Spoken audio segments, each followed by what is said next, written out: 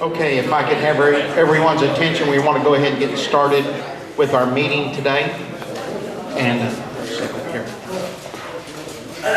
if I can get John to come up here too, please.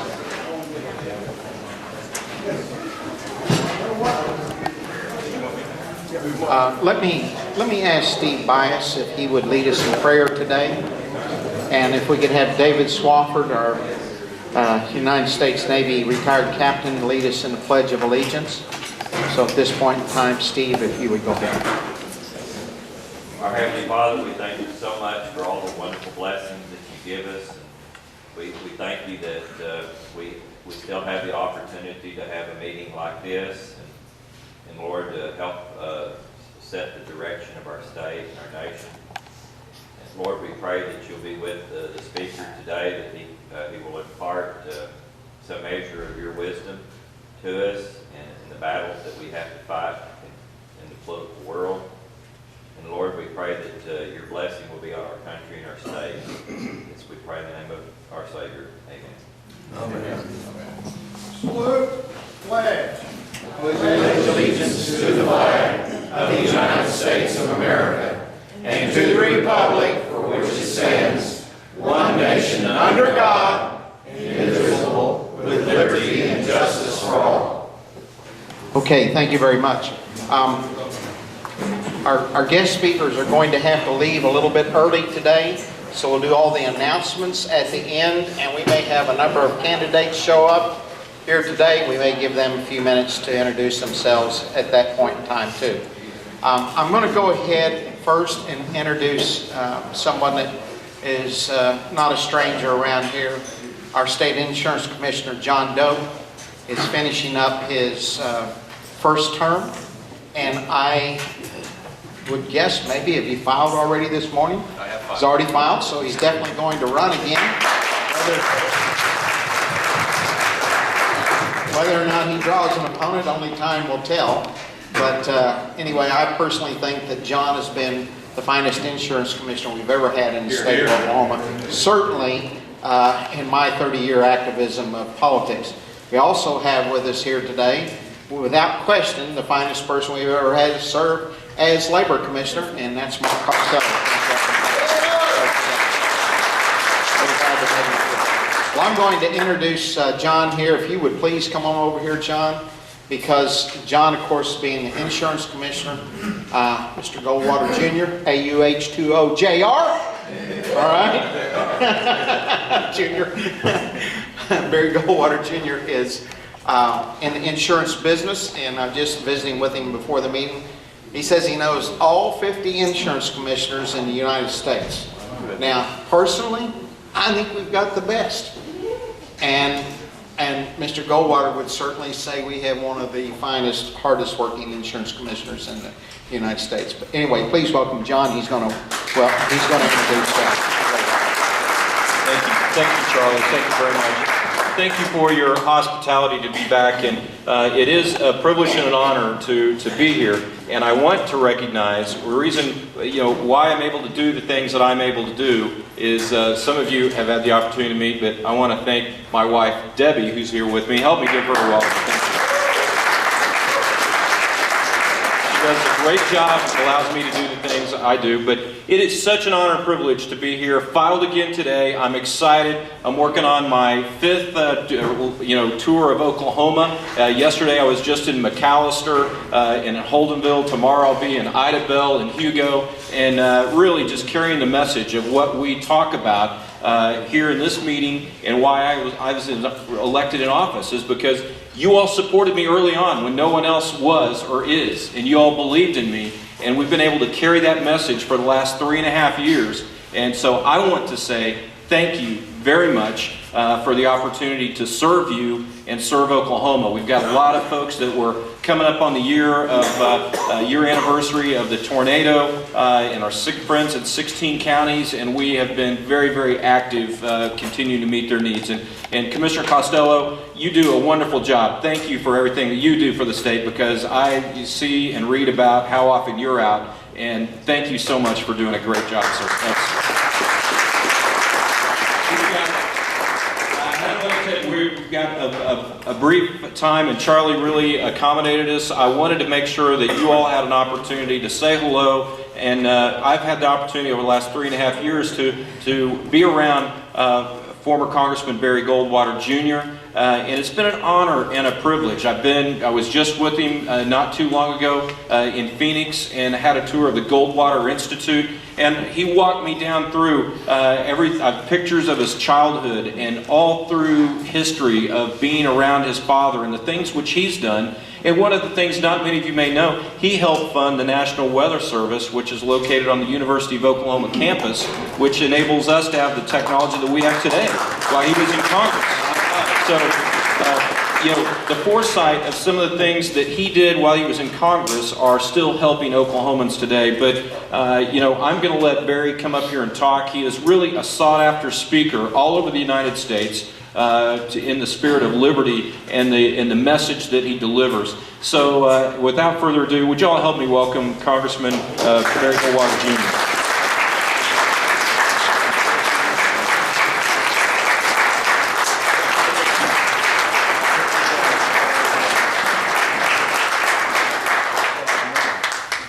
Thank you, John, and Charlie, thank you.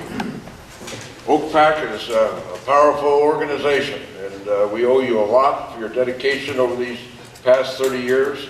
You set a high standard for legislation and legislators in Oklahoma, and you are blessed to have such a great leader and somebody who's carrying that torch. Somebody's got to do it, and Charlie, I understand, does a hell of a job. You know, Oklahoma has, as I understand, Jim Thorpe and Will Rogers and Reva McIntyre, Garth Brooks, Mickey Mantle, Paul Harvey, and Commissioner John Doak. Yeah, there we go. I would put John in that same category because this man is only beginning in his career as a public servant. I think you're going to hear more about John. He is just not a public servant. He has defined what a public servant should be. A lot of people get elected and they go through the motions. But John not only likes what he does, but he works hard at it. And I wouldn't be surprised, Charlie, if he goes unopposed, because I always believe an incumbent should never be defeated. And they won't be defeated if they get out and do their job and they work extra hard to do the services they're supposed to do. And John does that. What is it now? 5 times you've been in every county, 74 counties, I think it is? 77 counties. Jesus, what do you do with that many counties? I think we only have 14 in Arizona. But John makes sure that the business of insurance is done fairly. I have a good friend who is in the oil and gas business. He owns trucks here and hauls equipment and what have you out to the oil rigs and what have you. And I told him I was going to be here with the Commissioner Doak, and he said, you know, I think I've met John Doak. I've met the Commissioner Doak. He said, in fact, I talked to him I complained to him about how expensive insurance was for my trucks.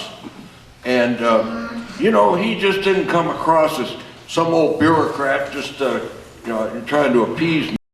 He took a real interest in the problem I had, and I went away feeling real good about Commissioner Doak. Now, that's the honest truth. I just talked to him yesterday, and he told me this, John.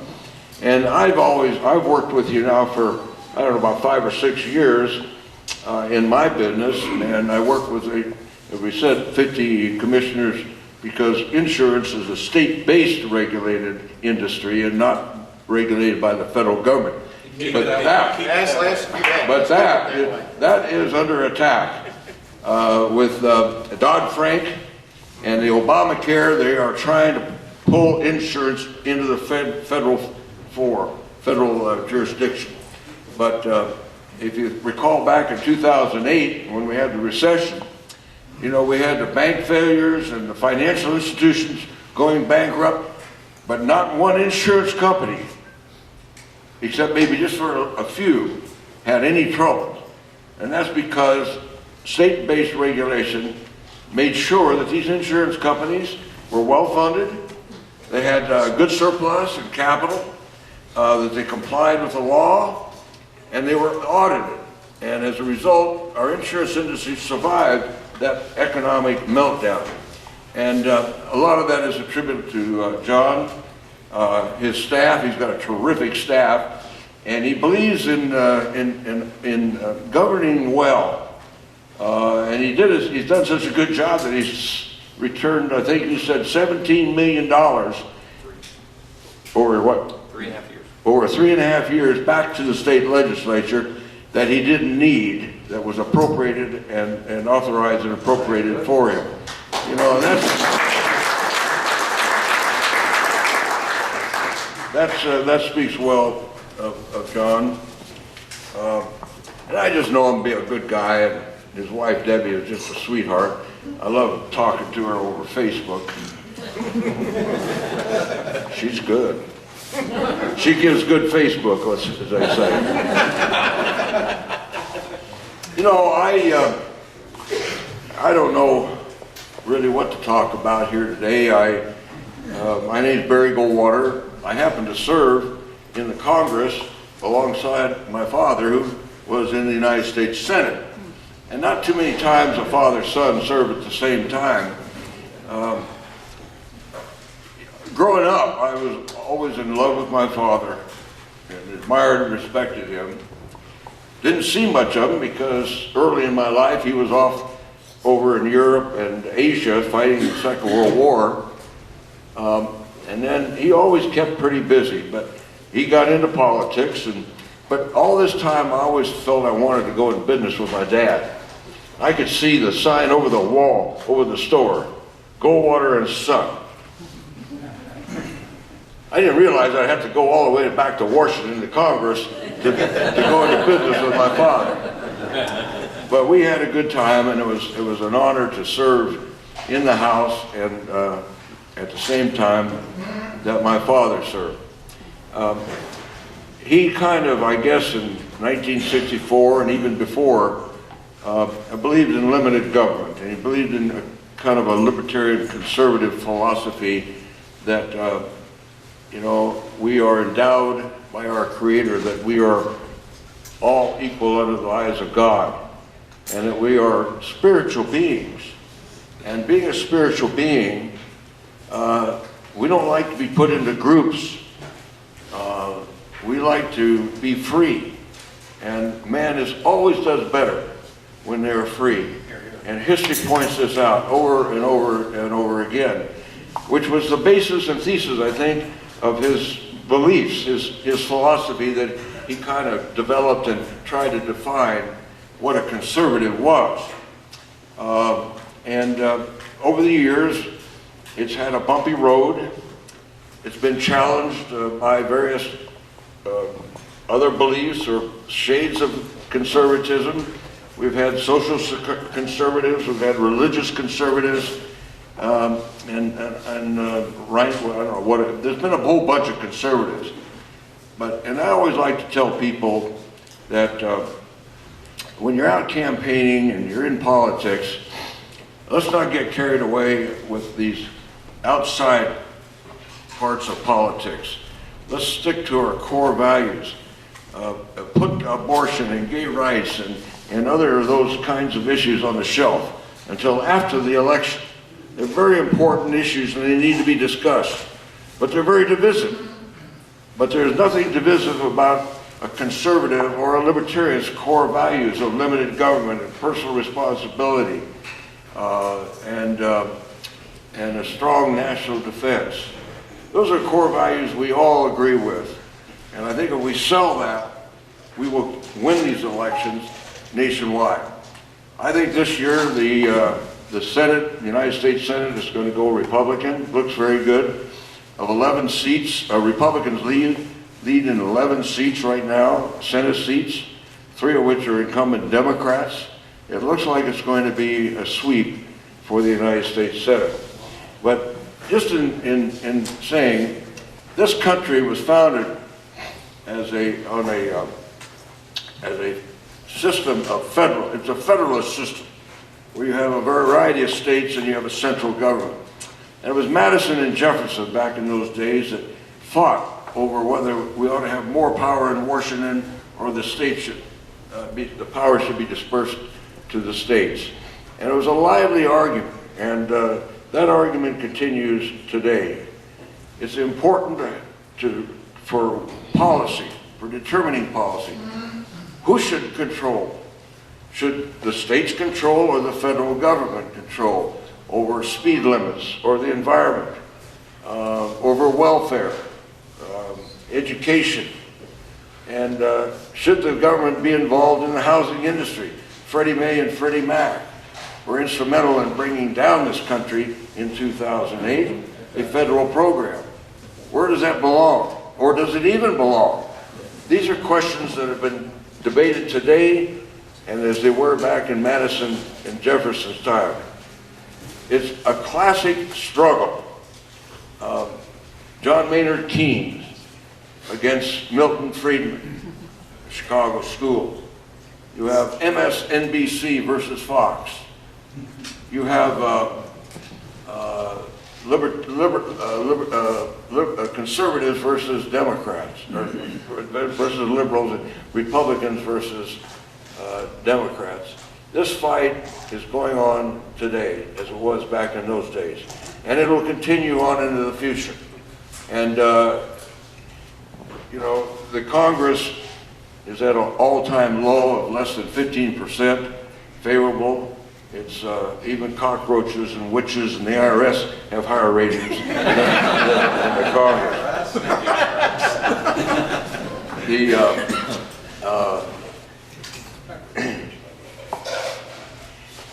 But the Congress is being labeled as a do-nothing Congress. And some people criticize that, and I will say to them that, you know something, that's okay. That's what our constitutional system was set up to do. Representative government. Evidently somebody out there is saying we don't want any more government. We don't want any more legislation. And as a result, you do have this stalemate. But the system is working. And we should stand up and applaud that there's people in the Congress that will say no to further movement to the left, who will say no to more and more government, to Obamacare and this excessive regulation which is tearing down this country. So I just think that, it just reminded me of when I'm talking about Congress, you know, there's so much money involved with these congressmen that somebody told me that they're thinking about requiring congressmen to wear overalls, kind of like they do in NASCAR, so they can keep track of who their sponsors are.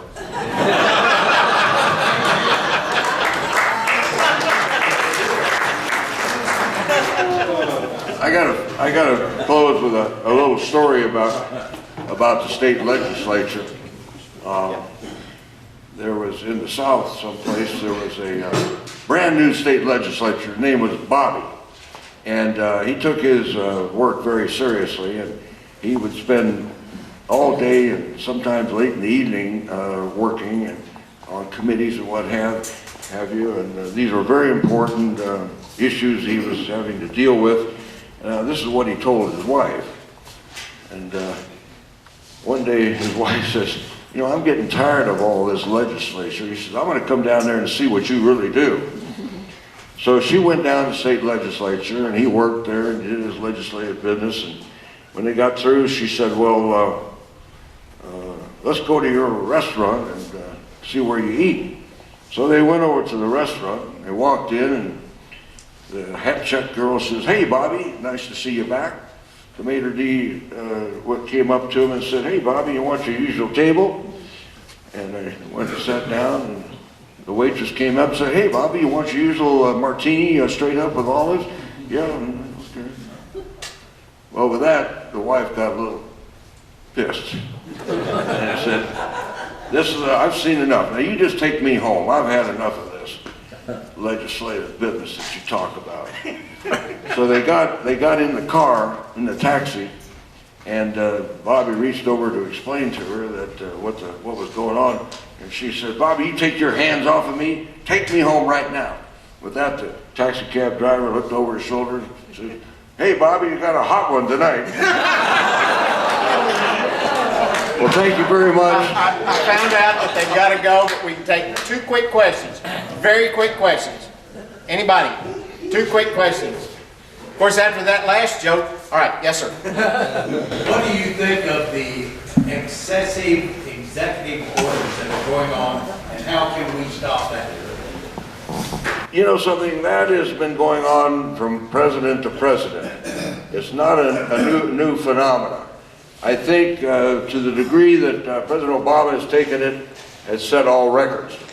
But it is not something new, and there's nothing really you can do about it unless you have really somebody to sue, and you don't.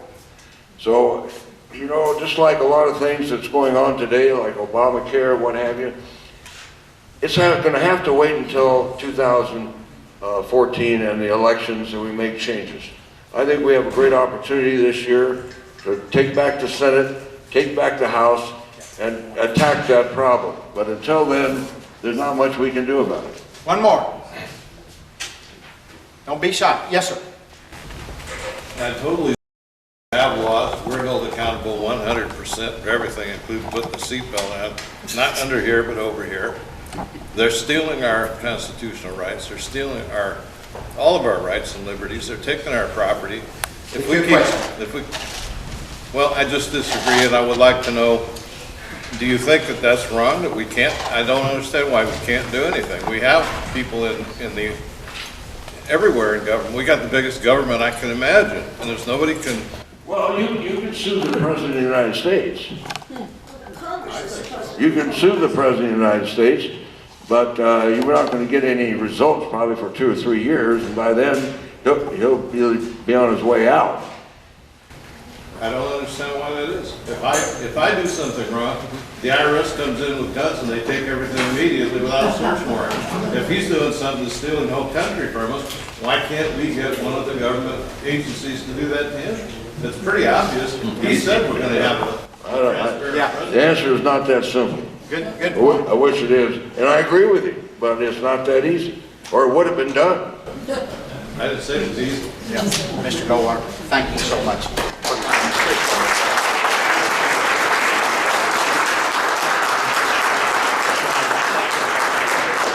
Okay, they've got to go. They have another meeting to be to, and we're very fortunate to have John has shared Mr. Goldwater with us here today. I want to address your question here, if I could, a little bit, because under our system of government, if you really delve into it and all, our founders gave a means to rein in a runaway executive or a runaway judicial branch. And that means is under the purview of the United States Congress, and it starts with the U.S. House of Representatives. And it's called impeachment. If he's violating his Constitution, he's outside of that.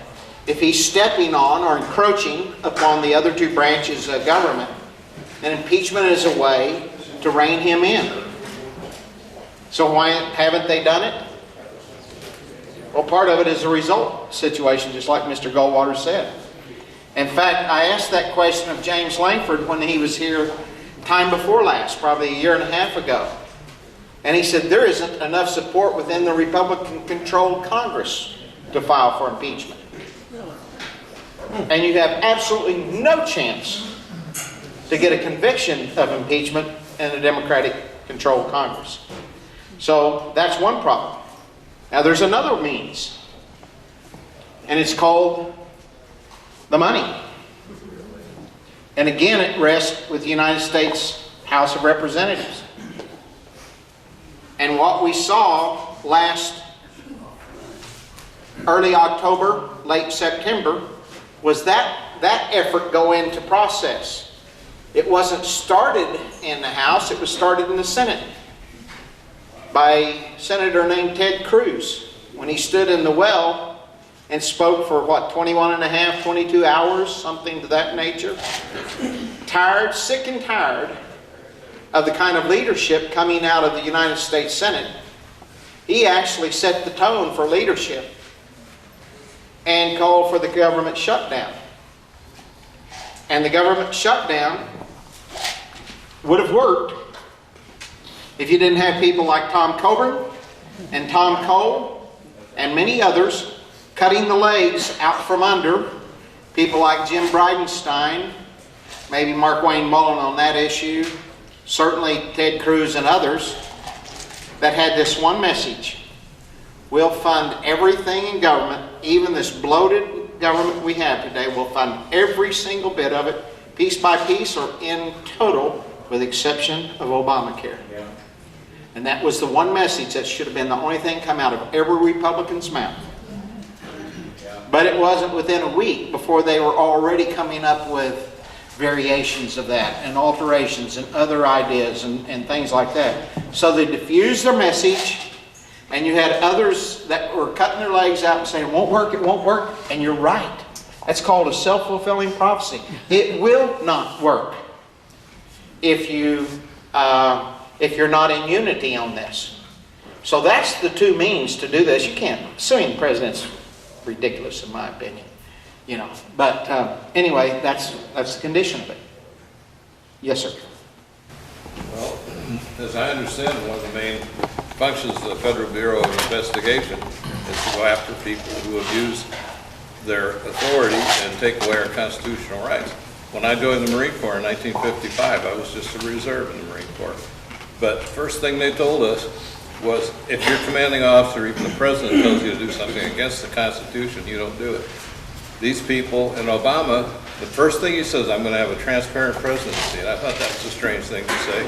Everybody thinks that means it's going to be honest. No, it's not honest. He's showing us exactly what he's doing, and it gives us every opportunity to get rid of him. And everybody sits around playing catch up and playing defensive. We need to be offensive. We need to go after him with every bit of enthusiasm we have. And I'm very late getting to Christianity, but the Bible says the word is powerful. And we don't speak up enough. I would agree with you wholeheartedly there. And part of the problem is, can you tell me who the FBI is under? Let's walk it through with this gentleman here. Can you tell me who they take orders from? I understand that. But No, answer my question. Can you tell me who they take orders from? probably the executive branch. No, sir, they're under the Justice Department. Okay. That's Eric Holder. Do you know who the Justice Department is under? The executive branch. And so, in this situation, now let's go back to when we've had a Republican in that situation. And what did the Democrats do with their allies in the press? They called for a special prosecutor.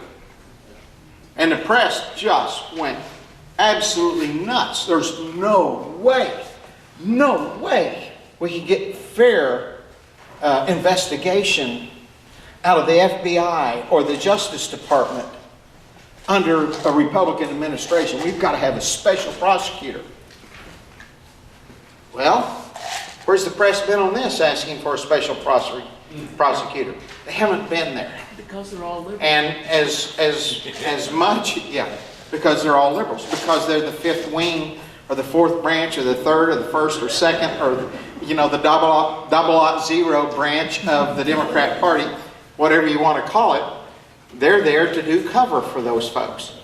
And so anyway, that's the reality of it. You cannot get past the power of public opinion. And unfortunately today, I'm very glad you're new to the Lord, and that's so very important. And I don't think I've ever seen you before, but I'm very glad you're here, and I hope you get involved. There are certain political realities. And one of the things that I have urged people to understand, if I were to draw a big, what I call a political spectrum bar up here on this wall here, what we would find is over here on the far right would be what I would call absence of government or anarchy. That's extreme libertarianism is what that is. Over here on the far left would be your isms: communism, socialism, fascism, nationalism, any kind of isms that you want. It's basically total government here. And I would put our founding fathers not necessarily in the middle, closer to the right, but I would call them constitutional moderates. And everything I'm telling you, by the way, is in this DVD over here called Overview of America. It's a very powerful DVD. But the point is this: where our founding fathers were is a good ideal. Unfortunately, we've moved way to the left of that today. And it's important to have people over here lifting this as the standard. But the reality of it is, it's too far away from where society is today to jump from here to here. We incrementally got over here over a number of years, and we'll probably only incrementally get back. And in fact, more. And so we need people to keep lifting the standard here, but we need people to fight closer to where we are right now to start moving us back to the right a little bit. Do you realize we've not stopped the movement to the left yet? Much less a return to the right. When Ronald Reagan was in presidency, we stopped that and we moved to the right a little bit. And then George H. Bush was elected and we accelerated to the left again. And we've been going left ever since then. So that's just the reality of where we are. And I thank God for people wanting to lift the standard. That's the standard to come back to. I would also have a very strong difference with Mr. Goldwater, out of all due respect, on laying those important social issues to the side. That's what the liberal mainstream press is telling us to do. That's what everybody, the neocons, are telling us to do, and such as that. If you do that, if the social conservatives, which is the largest single bloc in the Republican Party, the largest group in the Republican Party, if they can't discern where a candidate is on abortion, not so much homosexual rights anymore, unfortunately, but abortion, they won't support them. And you can't win. So you have to deal with that. And you have to deal with it intelligently, which some of our Republican Senate candidates in 2010 did not deal with it intelligently. It's kind of sad that they've been in Congress for some period of time or whatever, and they cannot articulate better than they're able to or were able to in that race. So anyway, that's the reality of it is, and we're a very badly divided nation. And I'm of the opinion that parts of this country are gone now. Gone culturally, morally, socially, ideologically. The people in the northeastern part of this nation much rather strongly believe in killing babies and homosexual marriage and prefer socialism over free enterprise. And they're just very different kind of people. If you don't believe me, go spend some time up there. Or go to the West Coast. Or probably the Great Lakes states. Those are the parts of America that are pretty well known. Don't go to the West Coast, I came there from there. Thank you, sir. You're a wise man. I feel like I'm back there now. In 12 years, this is about like it was there then. We'll lose it here too if we keep supporting the government schools, their agenda. If we don't somehow, as Christians, get our kids out of the government schools where we can educate them, we've got to educate them well, particularly in history. Of that, and if we don't, and you keep sending your kiddies off to college, and as I heard somebody on the news just yesterday, I believe, say that college was by and large a narcissistic institution, and I agree with that. There are some colleges that are good in Oklahoma. My preferences would be, if I'm going to send a kid to college, would be Oklahoma Wesleyan or Oklahoma Christian. Maybe the one down here in southwest Oklahoma City, I forget the name of it right now, one affiliated with the Church of God. I'd have to think of, I don't know about many of the rest of them, to be honest with you, whether I would send a kid there or not. Yes. You know, one thing we need to do is when we talk to people that don't necessarily believe the way we believe, we need to use humor. And because, you know, a lot of people aren't paying attention to what's happening, like in the Ukraine and stuff like that. They don't know about NATO. They don't know about Putin and what's Putin's thing. So if anybody has the ability to put on their Facebook, I know this sounds weird, Sarah Palin and Jimmy Fallon, or whatever his name is, did a parody about Obama, and it is hysterical. If you could post, and you can get it from the... That's too difficult for me. We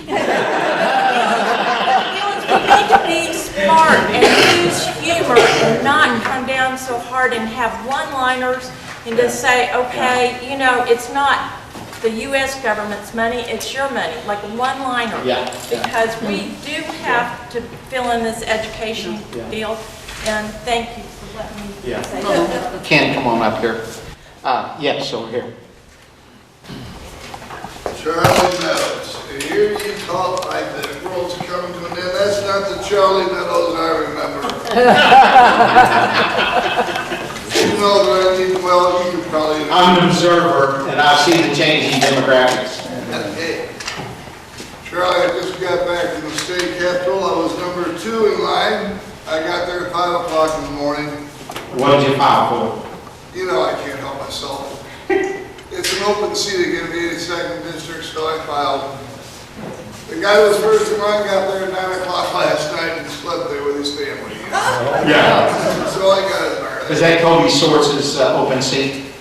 No, the kid with the silver spoon. No, you're the one you filed for. Yeah, the one I filed for is Turner. Oh, Mike Turner's open seat, okay.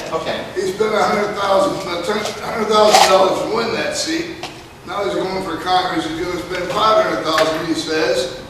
What's next? In 5 years he runs for Senate?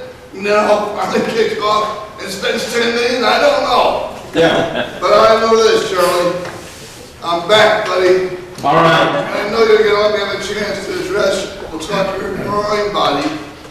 Well, all the candidates that filed on that will have an opportunity to come here and vie for our endorsement and our support, so. Charlie, thank you, and I have my sheet, so that you who don't know me, I see the Constitution found over there, don't I? Yep. All right. Well, what we need to do is get you to put it down over here, or you can hand it out, either one, but put it down so people can see it. And Mark Thomas is here. I saw him earlier. Oh, he left. Okay. He go to file, or just needed to leave? Okay. Any other candidates here? Steve Kern is here. Well, Steve, you'll be able to come up here, and I'm gonna let Ken make an announcement. And if everybody please listen to Ken, there's an important piece of legislation out here. Ken's gonna give us some information on that. Okay? And then Steve, come on up. Thank you. Did you all see the data bombing yesterday? This article on zoning and the bill on private property rights took about 2/3 of the front page plus a big part of the second page. And, you know, they're attacking this private property rights bill, which I'm going to talk about, by saying that it's going to prevent them from zoning. You know, nobody's opposed to zoning. That's absurd. That's a straw man. That's smoke. That's their way of trying to kill this bill. That's what they intend to do. And this bill, HB 2807, is Lewis Moore's bill. It's really good down there in the House. Been working on it. It had good passage out of the House. It passed the Senate committee. Senator Dom is another really good one, as you know, in the Senate. And he authored this bill in the Senate and got it through the committee. And now it's in trouble because of what they put in the data bombing yesterday. Senator Holt, Tanya and I have been down there several times pushing this bill and talking and emailing Senator Dom about it, trying to get him to get it through and resolve the issues. the issue with the zoning, he thinks they can't zone because of what the bill says about due process. That they have to have the right to take it to, well, it has to be taken to a vote of the people to do due process. He's an attorney, and maybe he knows. It doesn't seem right to me. I just don't think that's right at all. But anyway, they're trying to kill it, and they're using zoning for the issue. Again, we don't think that's the real issue. Here's what we think. Here's what the issue is, and they put it in the Oklahoman yesterday. They don't like the definition of private property rights. That's what they don't like. In private property rights, here's what's in there. Private property rights mean the right of ownership, possession, unrestricted right of use, right of control, right of enjoyment, and right of disposal of purchased or deeded private property. How can you be opposed to that? I mean, how can you be opposed to it? It's beyond belief. The other thing they're opposed to is it also says that they cannot take by eminent domain in order to resell to private interest or to generate tax revenue. So how can they be opposed to those two? That's what they're opposed to, folks. And we need your help to call. We got these handouts here. If anybody, did most people see that in that Oklahoman yesterday? Okay. We've got a link on there where you can find it. That's a little bit hard to type in. If anybody wants to give me their email, I'll send them the link. And anyway, we appreciate your calls, particularly to Senator Holt, tell him how you feel about it. And it gives you a little bit of information on who to call there on that sheet. Okay. She's got a question. Yes. Can you explain to me again what you were talking about when you talked about eminent domain? Eminent domain has to go to a municipality. It cannot go to a private interest. Oh, absolutely. So what does this say? But it does. Yes, it And does. that's the point. It does. Oh, absolutely. It's been abused many times. Yes. That's what they want. They want to be able to take your property. They want to be able to take your private property without going through due So process. someone else could own it. You're doggone right they do. And that's the Oklahoma Municipal League, and that's the city of Oklahoma City. And that's Senator Holt, who used to work for Mick Cornell. Chief of Staff. Yes, sir. This would be why I'm here, this basic property rights thing. I'm from Blackwell, and it's just amazing what they're doing. And if I understand eminent domain, that's where you're forced to sell your property, perhaps at an unfair rate, but you are compensated. Over there, you're not compensated. It's not eminent domain. They just condemn your house. They have given themselves so many rights, and it's mostly driven by the International Property Code. They put in the newspaper that anyone who works for the city can come in your house and inspect your electric circuits and anything else that might be unsafe. And if you don't get it fixed in a certain amount of time, and some people can't afford it, and personally, I got an 80-year-old house that doesn't need anything. It hasn't burnt down in 80 years. It's fine the way it is. Now, if I was to put a lamp cord and plug in a heater into the lamp cord might just glow red and catch my cat on fire and burn my house down. But the new code isn't going to solve, it's not going to protect everybody from everything if they're stupid or uneducated. Now, are you familiar with the International Title 18 and then Section 241, 242?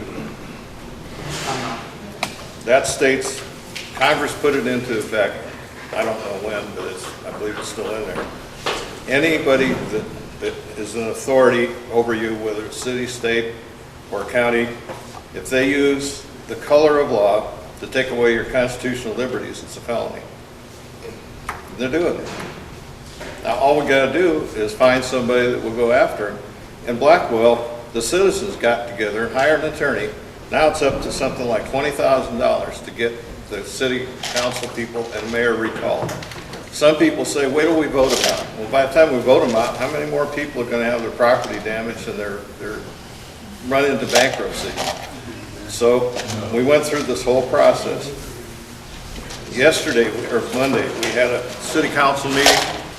city manager was asked how much money has the city spent of the citizens' money to protect themselves against the suit that we have against them. $57,000 of our money they spent to keep themselves there. We're spending $20,000 to get them out. If that isn't a conflict of interest and a misappropriation of funds, when we're trying to get them out in a legal manner, we've done everything that the city code calls for, the city charter, and they just say, we won't bother with it, we don't care, we're not going to do it. But that's criminal. Well, I don't know that it's criminal, but it's part of what we have to deal with in our system of government. Let me give you a couple examples of the abuse of eminent domain. In about 1988, we passed a Community Redevelopment Act in the state of Oklahoma. And what it basically said is a city, if a piece of property met 7 out of 10 parameters, a city could take that property from you through eminent domain. So the city of War Acres was in negotiation with a big box retail. And the 3 blocks on North MacArthur between 36th Street and 39th on the west side, the businesses that were in those 3 blocks were generating about $350,000 a year in sales tax for the city. And they believed if they could remove all those businesses and get a big box retail to go in there, it would generate up to $1.2 million. And they actually used the Community Redevelopment Act to try to force all the property owners on the west side to sell their properties or to take them through eminent domain. And there was a property owner of the L-shaped shopping center that butts up to 39th Street, 38th Street cuts part of it off. Was a fellow by the name of Woody Loudon. He actually lived in Mississippi, but he owned this property there. And Woody hired Eric Groves, former Oklahoma City Councilman, as his attorney. And he took the city of War Acres to court over this, and he fought them over this. They didn't, well, it wasn't a brand new modern shopping center. They didn't believe that any of the 10 parameters fit this shopping center. And I believe it was in federal court. Anyway, just before they went to trial, finally the city of War Acres settled with them, paid Mr. Loudon $250,000, and agreed to abandon their economic development council at that point in time. Mr. Loudon took the $250,000 and put it into his shopping center to spiff it up so that wouldn't happen. At the same time, Richard Engel, who was here earlier, was a city councilman in Bethany, along with Brian, who is currently the mayor. What's Brian's last name? Anybody know? Can't think of Brian's last name. He's currently the mayor of Bethany. They were both city councilmen. They went on one of these little getaway things where you leave your community and you go to some nice restaurant or resort or something so you can clear the fog of pressure from your mind and you can think clearly and you come up with creative ideas of what we need to do in the future. And so they're at one of these meetings, and the economic development promoter is there, and he's suggesting that they try to buy all 4 corners of 39th and Rockwell, 1 mile west of where I just described, and tear all of those businesses down, and then the city would rebuild, or they would build structures to be leased out, and it would be the kind of business they'd only lease to the kind of businesses they wanted. In other words, somebody generates sales tax. And Brian had to slip out and came back in and listened to this. He said, all of a sudden I wondered, is this Havana, Cuba? Or is this Bethany, Oklahoma? But now, what he was proposing is to use eminent domain. If these people wouldn't sell, we'll use eminent domain to take their property. We'll tear it down. We're going to go into the building, we're going to go into the property management business, and we'll compete against everyone else in Bethany. Now, the person that was the mayor of War Acres at the time ran for the seat that Sally Kern currently holds. And I went to the Northwest Republican Club meeting and challenged him on the immorality of using government to take people's property away from them against their will. And he probably went from the favored person to succeed Bill Graves to he made the runoff, didn't he, or did he? No, he didn't even make the runoff. And but he eventually repented and saw what he had done was wrong. Now let me tell you the worst situation of all of it I know, and that's Moshe Tall. And Moshe Tall owns 6 acres of land in Bricktown, pretty much prime land. He knew that if he didn't keep his land immaculate, urban renewal could take it under blight. So he brought dirt in, he brought sod in, he had his own mowing equipment, he kept it immaculate. If you ever rode the boats along the canal, in the early days you'd see this beautiful green grass until it butted up next to city property, which was full of weeds and stuff, or urban renewal property. And he kept it so urban renewal couldn't take it. So, you know, he wanted to develop a $200 million retail galleria, and the powers to be decided to go with Randy Hogan. So Moshe Tall's $500,000 worth of plans and engineering specs and everything, even the elevation of the current canal, Bricktown Canal and all, that was all his idea, part of the layout of it and everything. They decided to go with Randy Hogan, who submitted a 3-page plan, versus Moshe Tall's size of a New York City phone book plan. $500,000. I'm serious. And they kept pulling out the stuff that the Yeah. soil was Yeah. contaminated. Anyway, they went with Hogan. So the next thing happens, they come to Moshe Tall and said, Moshe, we need 180,000 square feet of your property, 2 acres of the 6. And we need it for public parking, a public park, and sidewalk along the canal. Now all of those would be public use, and all of those would be valid reasons for using eminent domain. He didn't want to sell it, so they did an eminent domain thing, and they took it from him for a check of $55,000. Now he made a big mistake. He cashed the check. That was his biggest mistake he made. Okay? As soon as they got it, the city of Oklahoma City used 400 square feet for sidewalk. Out of 180,000, they used 400 square feet for sidewalk. They sold the rest of it to urban renewal. And I think they sold it to them, I'm having a hard time remembering. I think it's $160,000 and $180,000. No, I think they sold it to urban renewal for $1.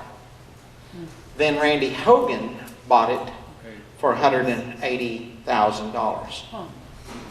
Then Randy Hogan sold 1/4 of it to Toby Keith for his steakhouse for $1.25 million.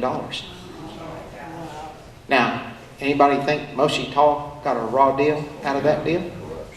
Do you understand why I suggest there's something called the Oklahoma City Mafia? Plus, Okay. he was in fear of his life. Yeah, maybe so. He filed all kinds of lawsuits when Randy Hogan's plan was selected.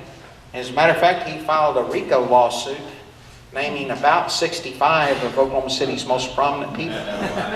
And he could not find a law firm in Oklahoma City that didn't have a conflict of interest with the people he saw. So he spent $1 million with attorneys from Los Angeles and Washington, D.C. He didn't prevail on that lawsuit.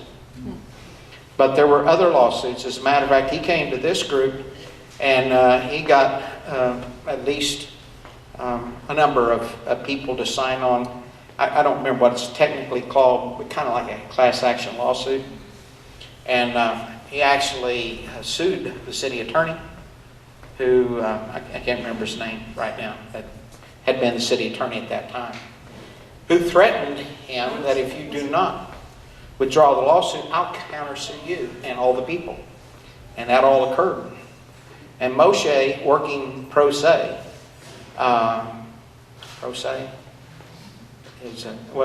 as his own attorney, lost several rounds in local courts, but kept going till he got to the Oklahoma State Supreme Court. And he won 2 hearings. He won 2 cases there. And one of them said, Moshe, you cannot get a fair trial in Oklahoma City. So they moved the venue to Tulsa. And in Tulsa, he got a judgment against the former Oklahoma City attorney. And but his health is very bad the last time I talked to him. And besides car wreck and other things. So I'm just saying it happens, you know. If I may, I would suggest to everyone here that you need to think in terms of ethics being shades of gray, but situational ethics have taken over. And situational ethics mean if it's good for you, it's fine. If it's good for me, it's not. And when you start breaking down the quality of ethics and you start secularizing who is considered ethical and deserves the right deal and who doesn't, then you have a breakdown, number 1 in government, number 2 in law, and in the way we treat one another. So we reached a pinnacle where we were thinking in terms of all men are equal and we're going to give them all the shared rights.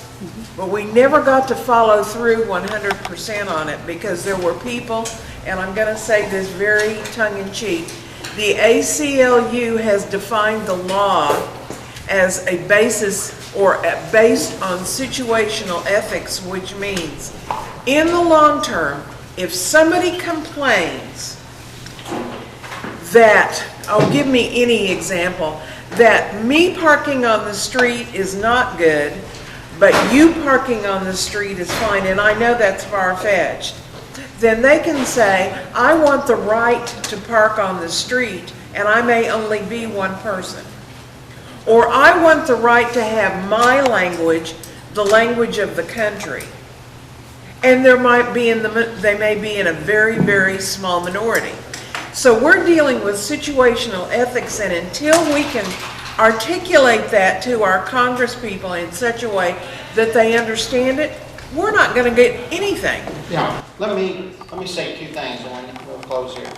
Number 1, we talked about zoning, and I can certainly make a case why zoning is necessary in a city where you live fairly close together, okay?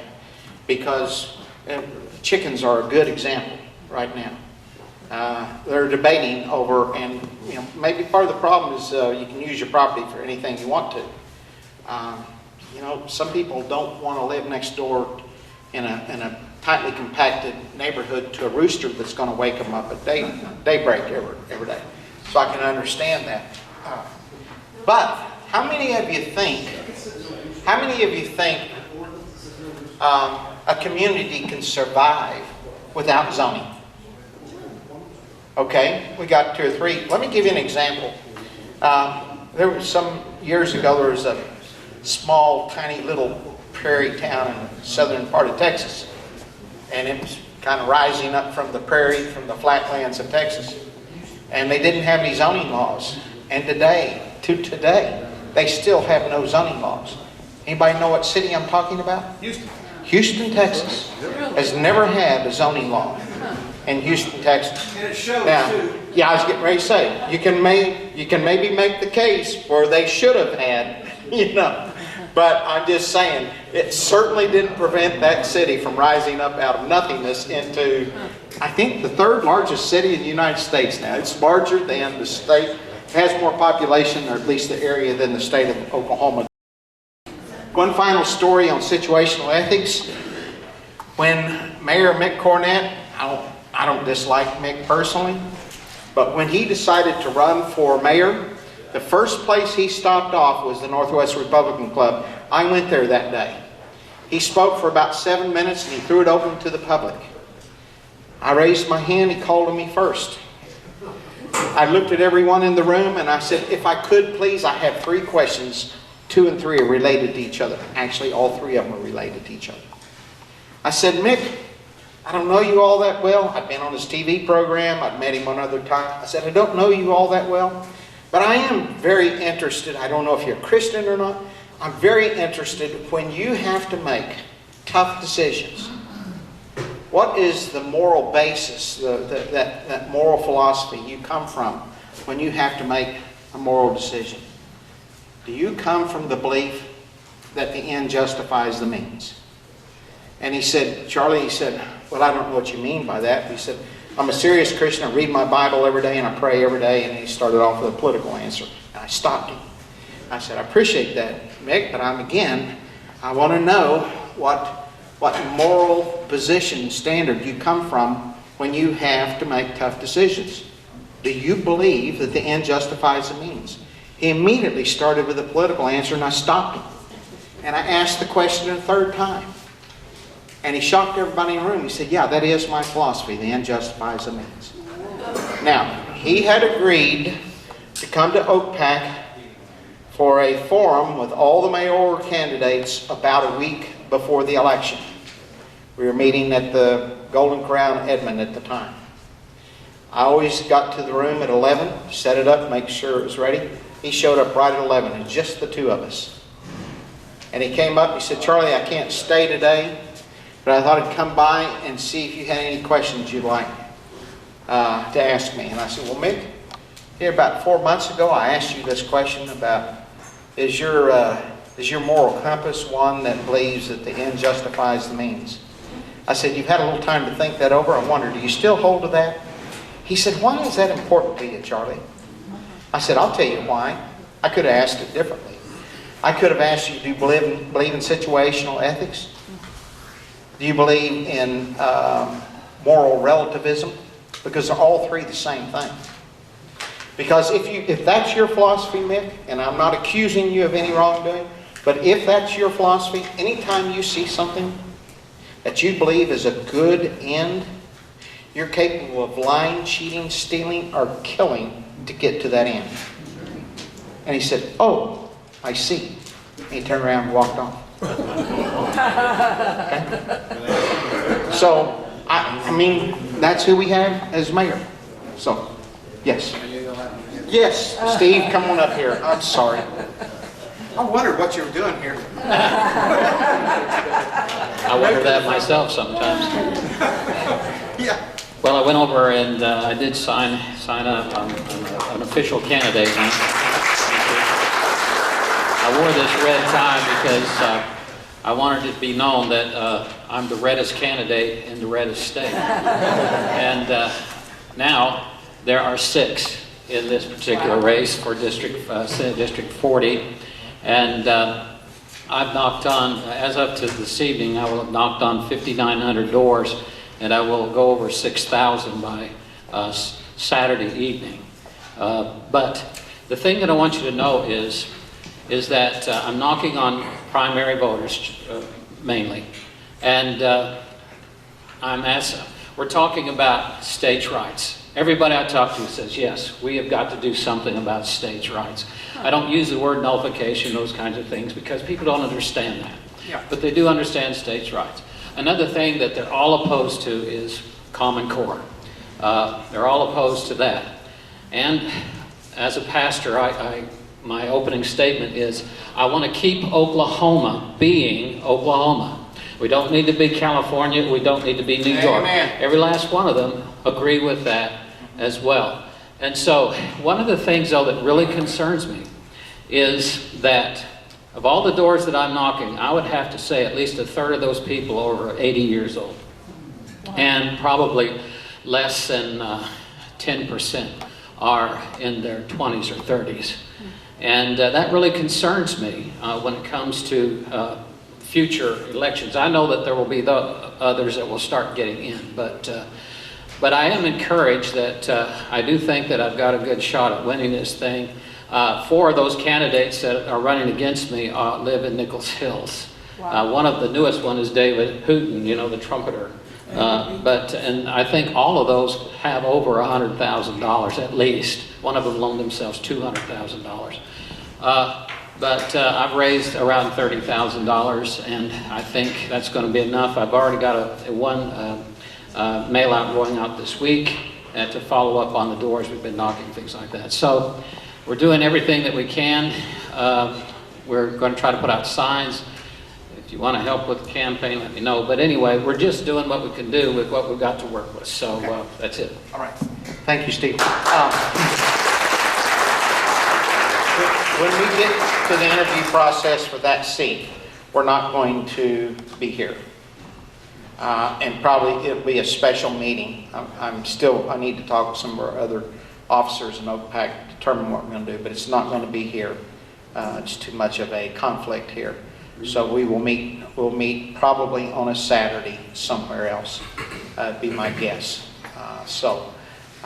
Because the other candidates deserve a fair chance to tell us why we should support them over Steve here. So, okay, thank you so much, Steve Bias. And tomorrow night, Sooner Republican Assembly meets at Earl's Rib Palace in Moore.